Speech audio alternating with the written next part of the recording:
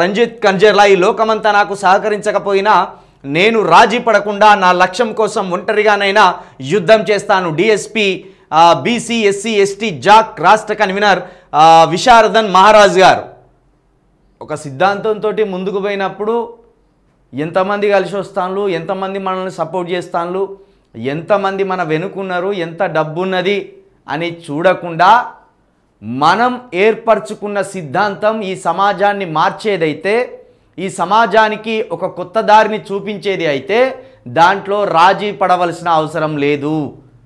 ఒంటరిగా ప్రయాణం చేసి లక్షల మందిని పోగేయవచ్చు. కాబట్టి విశారదన్ మహారాజ్ గారు ఏదైతే ఈ తెలంగాణలో ఎస్సీ బీసీ ఎస్టీల అధికారం కోసం తాను ఎంచుకున్న లక్ష్యం, తాను నమ్మిన సిద్ధాంతాన్ని కట్టుబడి ఎవరు వచ్చినా రాకపోయినా ఒంటరిగా ప్రయాణం చేసి లక్షల మందిని సేకరించి కోట్ల మందితోటి జైగొట్టించి అంతిమంగా తెలంగాణ రాష్ట్రానికి ఒక దళితుణ్ణి ముఖ్యమంత్రి చేస్తానని ముందుకు సాగుతున్న విధానం ఏదైతే ఉన్నదో ఆ విధానానికి మేము ఎప్పటికీ మద్దతు తెలుపుతూనే ఉంటాం.